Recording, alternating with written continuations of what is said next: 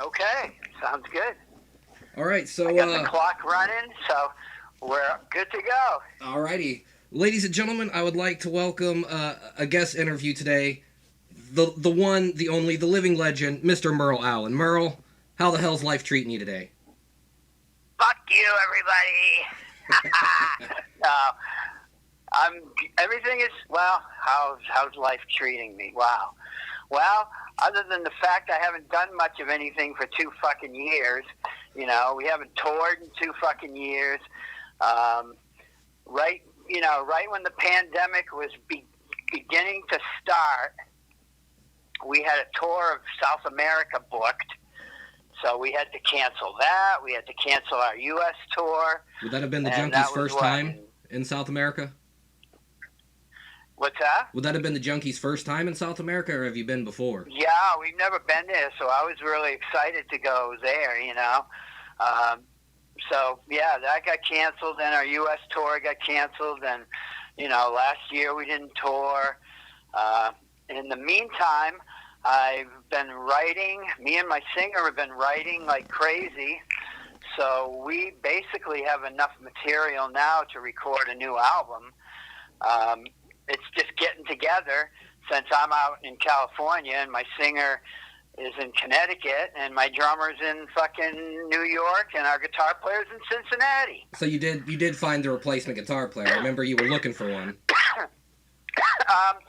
Scotty, our old guitar player that left in 2008 when Franny came back, he's going to tour with us. Well, he's not. He's going to record with us. Okay. I'm not sure about touring because he's married. He's got a kid now. He just bought a house. You got to live the straight life. We all know what that means. Yeah. No fun anymore. But he said he would record with us and maybe play a few shows.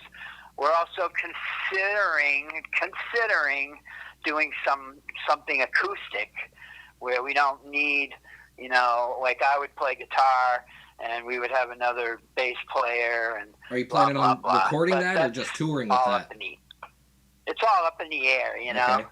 Everything's basically up in the air, except the fact that we've got all these fucking new songs. Well, I'm definitely, if a new eventually album we comes will out, I will record, definitely so. be hitting you up for a copy, so you can expect some cash there from it. Right on. Fuck yeah.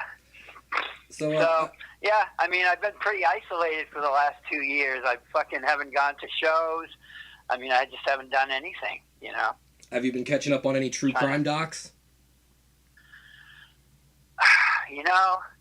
My thing now is the mafia. All right. I'm over. I've been into the serial killer thing since the fucking 80s. And, I mean, all the serial killers that I used to write to are either dead or executed. And, it's the really good ones really don't write to people anymore. So I kind of got out of the game. I actually sold my whole collection over the last few years. I've sold my whole collection. I don't own one serial killer painting. I don't own one letter. I don't own anything anymore. That's pretty mind-blowing. You had quite a collection, I would imagine. I had quite a collection. I had over 100 pieces of art, and I had multiple booklets full of fucking letters. So I made my retirement money on selling my serial killer collection. Did you sell it all in one big bulk sale to somebody, or did you piece it out? No, I sold it over time Okay. on the internet, and stuff like that. I had it for so long, You've got the memories I of just it. figured other people should enjoy it now Exactly, too. yeah. Plus, I was trying to downsize. I mean, I was literally living in a 3-bedroom house, paying crazy money out here in California, just to house all my stuff. And I got tired of it, and I was like, you know what? I'm going to sell my stuff. I'm going to downsize. I'm living in a 1-bedroom apartment now, and my rent is like $800 cheaper than it used to be. That's quite a savings. I've sold my whole collection, and yeah. So That's pretty crazy to hear. But now, so you're into the mafia but now now. I'm into the mafia. Was there any crossover now, with Kuklinski? Listen, I've seen all the true crime documentaries. You know, they're all the fucking same after a while. They throw in like a couple of different pictures of something that you've never seen, just so you'll watch the whole thing. I mean, everything's clickbait like, nowadays. Yeah, you know, so I've been there, done that for 40 fucking years, or you know, maybe 30 something years, whatever. Now I'm like studying up on the mob. Well, when you were still into the serial killers, did you have a favorite serial killer? Was there one who stuck out? I had a couple of favorites. Of course, Mr. Gacy would be one of them, since you know he was the one that got me into the whole true crime thing to begin with. I went to when I was living in Boston still. I went to a place called the Primal Plunge, which is also notorious for booking Gigi to do the spoken word performance that's out there on videotape. Was that the bit that was in Hated, or no? That's the other. There's a piece of it, I think, in Hated, but you can see the whole thing. It's out there. Is it where the lady's yelling at him and he fights her? What's that? Is it where the lady's yelling at him in the crowd and he's like, "Fuck you, bitch"? Yeah, and then she comes up and confronts him and he slams her into the wall. I know what you're talking about. That one. I know the clip. So basically, the Primal Plunge had like an exhibit of like serial killer stuff, well, Gacy stuff. Yeah, it was all Gacy. And at the time, I had realized that Gigi, I think, had started to write to him, and actually went to visit him. And I went to the exhibit and saw it, and as soon as I saw it, I was hooked. You know, so I started corresponding with Gacy, and then my brother got arrested, and he couldn't correspond with him anymore. So I started corresponding with him and wrote to him right up until he was executed. Had a bunch of his artwork. I had a couple of Gigi portraits he did. I had a wedding portrait that he did of me and my ex-wife. He was one of my favorites, but my other really... another one of my real close friends and favorites was Danny Rolling. Okay. The Gainesville Ripper. Yeah, I'm aware of him. Okay, yeah. You know, I liked him because he was really his letters were interesting. He was a singer, a songwriter, a musician, an artist. His artwork was fucking phenomenal. I mean, his artwork was my favorite artwork of pretty much any serial killer. I don't know if I've ever seen his art, but I have heard the music. Yeah, well, his you know, to me, a true artist to me is somebody that doesn't just copy what they see, but they paint from things in their fucking head. Right, they express themselves. And that was Danny. That was totally Danny.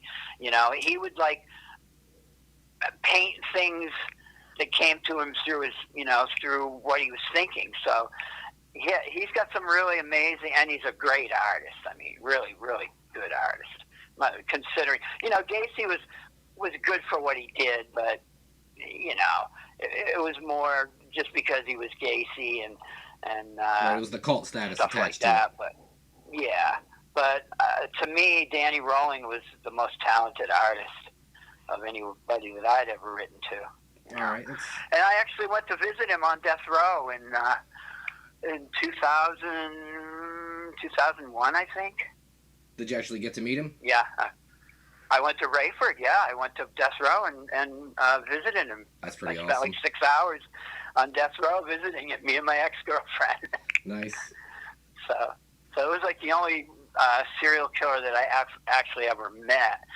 I had a chance to meet Ramirez. I was on Richard's visiting list, but at the time I was living in New York City and I had no fucking money, and Doreen like wanted me to fly out to fucking San Quentin to fucking, you know, because Richard wanted to see me about something.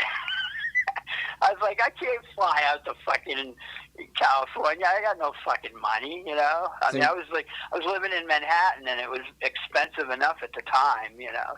So were you writing and corresponding with him, or did he just out of nowhere, hey, I need to talk to Merle? Oh no, we had been writing and corresponding for some time. Okay. And then all of a sudden, she's like, "Oh, Richard wants to, you know, wants you to fly out to L.A. and he wants to talk to you." I'm like, well, I mean, now, of course, I mean, I know Richard is long gone, but, you know, if it had happened a bunch of years later when I had money, I would have got on the next fucking plane and been out and fucking, you know, for sure. But did any of the serial killers you corresponded with, were they fans of your music, or were they just like, hey, this guy's writing me, I'm going to write him back? I don't think any of them ever heard our music.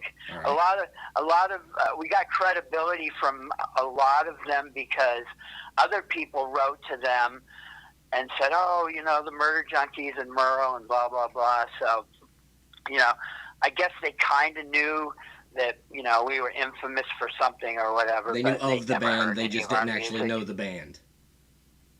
Yeah. Gotcha. What's that? I said they knew of the band. They didn't know the actual band.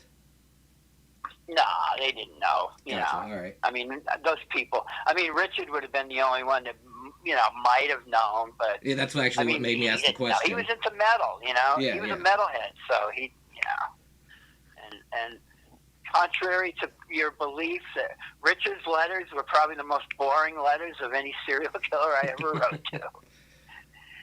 Are there any of the serial killer biopic films that you're a fan of? Are any of them worthwhile, or are they all shit?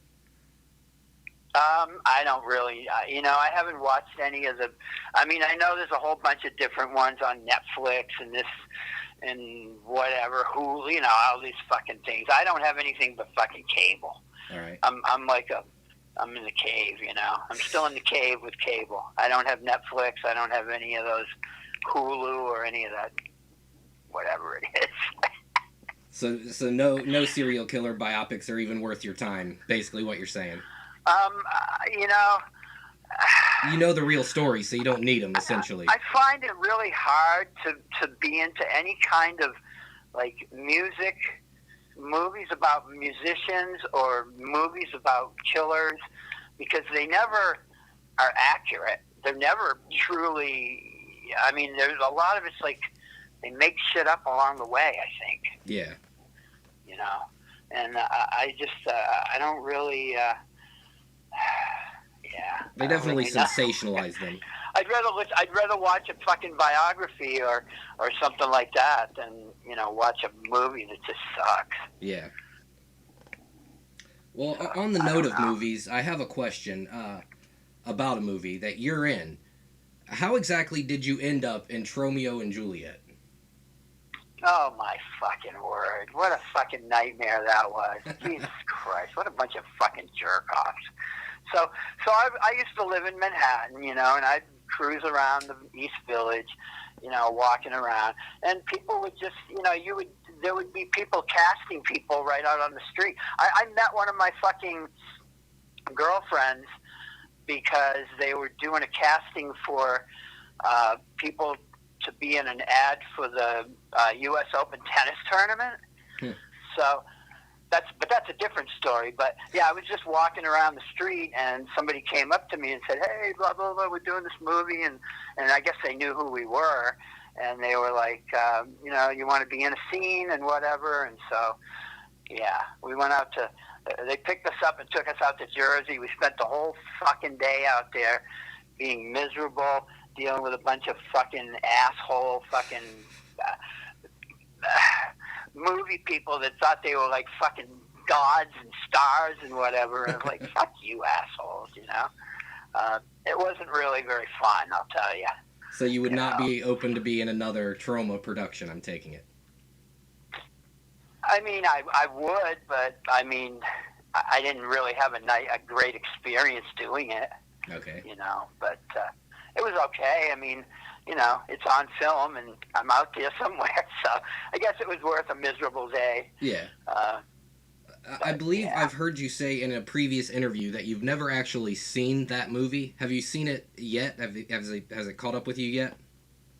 No, I never watched. You know, I started to watch it one time, but it sucked so bad I couldn't even get past the first few minutes.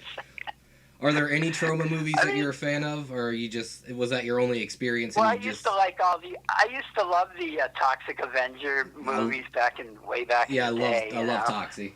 Uh, yeah, those were funny, and you know, I mean, they're Troma movies. You know, I mean, they're cool.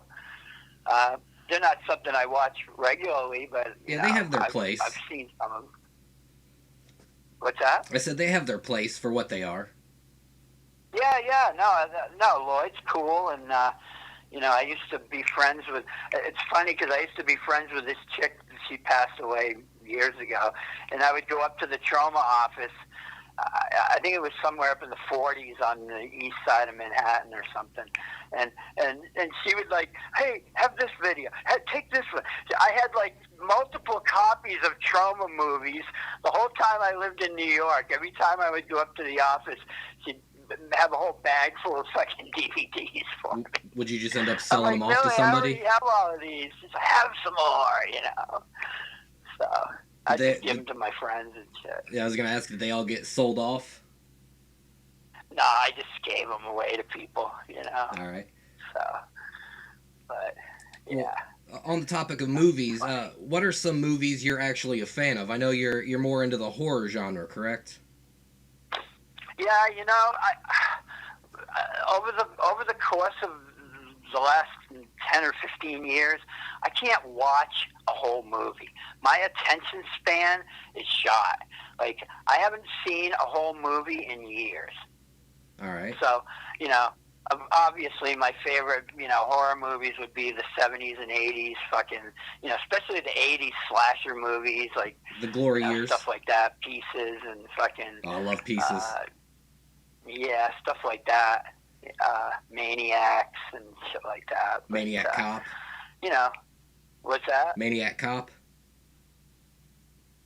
Or just Maniacs. Yeah, I'm just same directors. Basically, you know, a sequel. Yeah. Now we got a cop. Yeah. Right. I know you're also a fan the of. Chainsaw movie is my favorite. You know. Absolutely, love Leatherface. Obviously. I know I said at the start of this interview, before we went on air, I wasn't going to ask questions about Gigi, but I do have one question that I don't think you might have been asked about it once or twice, but I've never heard your answer on it. There's an interview he's done. It's on the Carnival of Excess DVD, where he's in front of that classic Texas Chainsaw 2, the Breakfast Club parody poster. And I have to know. Right. I have to know, was Gigi a fan of Chainsaw or movies in general? Yeah. Oh yeah, for sure. So Gigi was down with Leatherface. Chainsaw movie.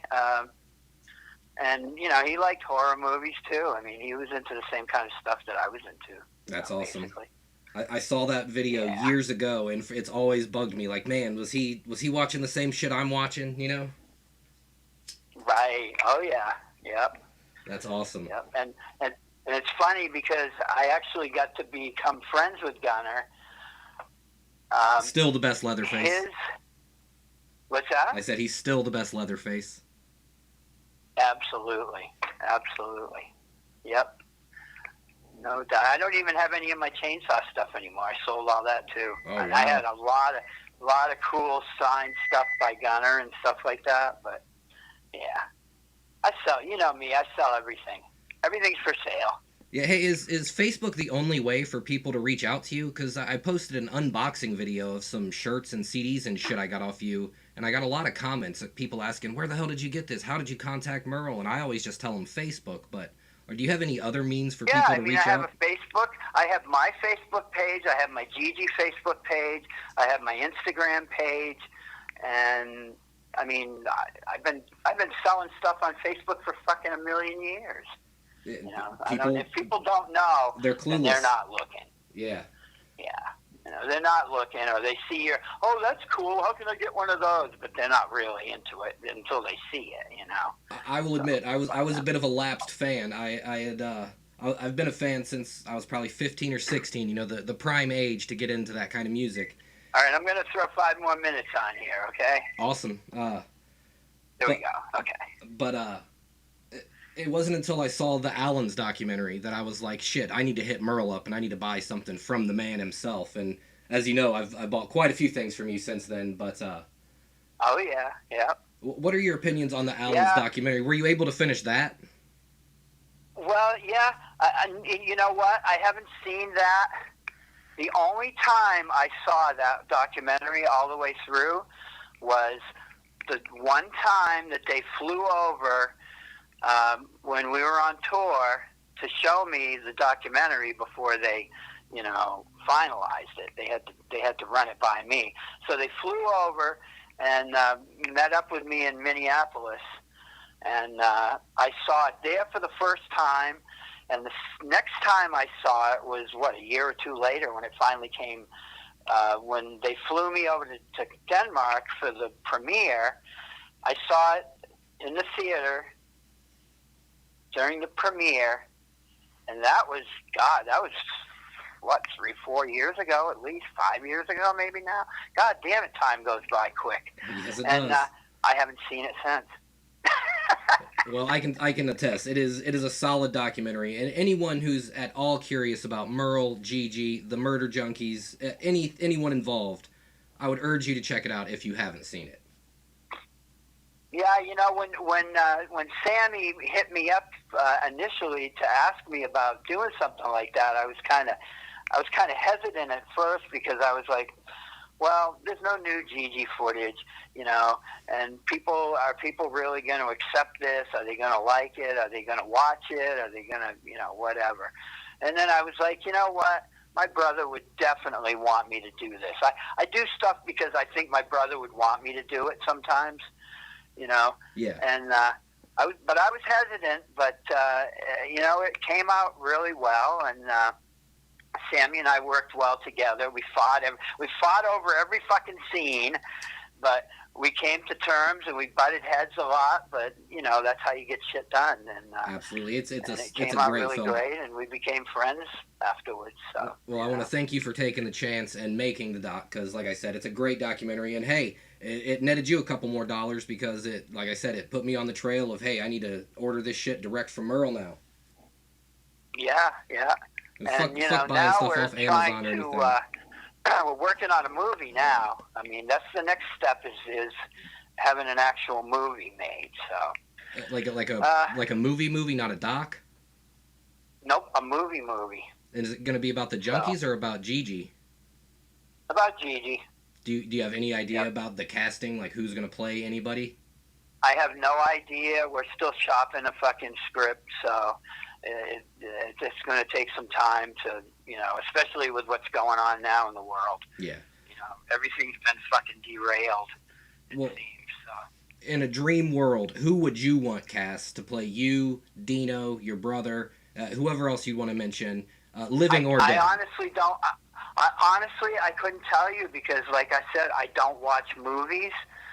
I don't know anything about Hollywood. I don't know who actors or actresses.